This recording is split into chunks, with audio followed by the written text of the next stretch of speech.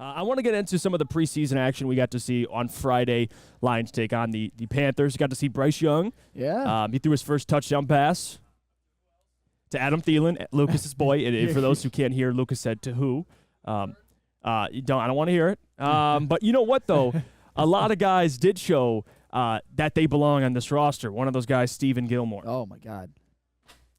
Yeah, I think they got a stud in Stephen Gilmore. Yes. I really do believe that. They got a monster game. For people that don't really understand the type of impact he had, for those who are watching the game, you just look at what a guy like Stephen Gilmore did. He had the pick six, obviously, but on top of that, what do you have, 4 pass deflections? Yeah. 5 tackles? And that was funny because his first preseason game we watched, and, Lucas broke down the film, and you can check that out on Woodward Sports on Twitter. One of the things you noticed with Stephen Gilmore, it was simple mistakes. It wasn't like he was out of position completely, but it was simple errors he was making. And Lucas pointed it out. For example, having his head turned the wrong way on the deep ball that he gave up against the Giants, if I'm not mistaken. The Jags. And then he corrects that. And you see him in the following preseason week get even better. This is a guy that I don't want to say I put on the radar, but we talked about a couple weeks ago, and I'm like, Stephen Gilmore, the only really criticism for a guy like Steven is his size. Sure. He's a $175. That was his question mark. You didn't hear anything about technique. You didn't hear anything about potential. You didn't hear anything about skill. It was like, hey, he's just got to gain weight. But Sam Flannel, screw the weight. The guy can play. Stephen Gilmore can play. Stephen Gilmore deserves a round of applause with how he's been playing lately. He's a dog. Because quite frankly, in the last preseason game at Carolina, Stephen Gilmore was the best player on the field for the Detroit Lions, and to me, it wasn't even close. Stephen Gilmore came into this preseason with the objective of playing his way onto a roster, and I think at this point he has. You guys mentioned the 4 pass deflections, the pick 6, to go along with the interception he had in the game before, in which he also had a big pass deflection at the goal line. He did. And in the one big play that he gave up, he had good coverage for the most part. He just had his head turned the wrong way. If he had his head turned the right way, that probably would have been another pass deflection. And even with that one long pass he gave up, do you know what his passer rating allowed when targeted was in this entire preseason? Talk to me, Sam. What was it? 37. Oh, geez. Is that good? That's not even good. That's elite. and this is, remember, guys, this is a very, very deep secondary. And I think Stephen Gilmore has given Dan Campbell and Brad Holmes no choice but to put him on this roster. If we're going to say that preseason matters for that, then Stephen Gilmore has to get a roster spot at this point, because it has been Gilmore Island. He's looked like Stephon Gilmore, like prime Stephon Gilmore, but Stephen Gilmore this preseason. I mean, is that off base? Am I drinking too much Kool-Aid? Well, yes, but you know what? We'll save that because it's fair. You're drinking Kool-Aid. Yes. Stephen Gilmore, there's reason to be excited. I mean, Brad Holmes, tip my cap to you. Yes. Once again, finding an undrafted free agent, a guy who could play. I mean, Jerry Jacobs, he did this last year. A.J. Parker, who wasn't on the roster but still contributed. I mean, he's finding guys that are undrafted free agents that are contributors.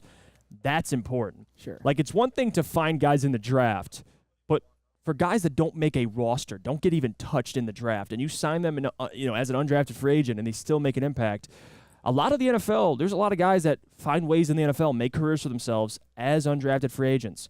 It's having the right general manager to find and seek those guys out.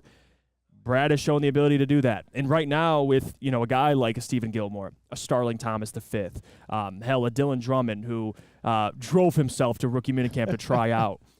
Those guys now, Sam Flannel before, it's like, okay, you're bringing in guys that, are bodies that have some upside. Now you're struggling to make a decision. And Dan said it best, you're going to have to cut some good players. But that's what good teams do. Absolutely. And before I get to that, I got to talk to you about the newest Lions show, and that, of course, is Woodward in Maine. It features Matt Broder, our very own on Morning Woodward Show, Gabrielle D. Phillips, and Uncle T, Terry Foster, breaking down everything Lions related. And it airs every Tuesday from 7 a.m. to 8 a.m. and Sundays from 8 a.m. to 9 a.m. If you want all of the best Lions insider information from people who are there at training camp every day, Broder, Gabrielle D. Phillips, and one of the all-time greats, a veteran in this industry, Terry Foster. He has seen it all. Tune in when that premieres. That is a very, very exciting show. And you mentioned something that I thought was interesting, and you teased it right off the show with the wide receivers. someone who had a good preseason is probably going to get cut. Because I would say Chase Cota and Dylan Drummond, they pretty much showed out this preseason, at least given what their expectations were, particularly Chase Cota. But speaking of not undrafted, but a 7th-round draft pick who showed out, what about Antoine Green? Yes. To me, Antoine Green, he's another one. Just like Stephen Gilmore, with this game that he had against Carolina, he should have played his way onto this roster. Because to me, he is much more talented than Chase Cota and Dylan Drummond. And for the record, even Antoine Green last year at North Carolina, he had a pretty damn good yards per game. He only played 9 games. I think he had almost 800 yards last year for North Carolina. And you saw what he can bring to this team. He caught that pass, and you saw his speed. He was pretty much gone. If it wasn't for questions about his route running, he probably would have been above a 7th-round pick. I'm not going to say that Antoine Green is going to be this huge contributor or anything, but in a lot of ways, especially when Jamison Williams is out, he kind of gives you exactly what you need. He could give you what Denzel Mims was supposed to give you, but that ultimately turned out into a failure. And he's another one. We haven't heard a lot about him, even in training camp. We've heard some good things. We've also heard some kind of meh things. But he showed out. He did what he could do to get on this roster, and I think he earned a spot. I would rather see him than Chase Cota and Dylan Drummond at this point because of the upside and because of that big playability, which he showed. You saw it in person, that speed. Yeah, and especially with Jamison being out the first 6 games, I'm all for Antoine and Dylan Drummond. I'm out on Chase Cota. And Chase Cota's, and I know not that he's a bad player, but if we're choosing 2, give me Antoine Green and Dylan Drummond. They show they can do more. I know Chase Cota showed at least early in the preseason, like you catch some touchdown passes, like that's great. But Antoine has shown the speed in which he plays with. You saw it in the open field. When he caught that football, he was gone. And that's what I look for. Speed kills. Antoine Green is a 7th-round pick. I like what he can do on the outside. I like his upside. Not that, he's a 7th-round pick, but still a guy that you can use some depth at wide receiver.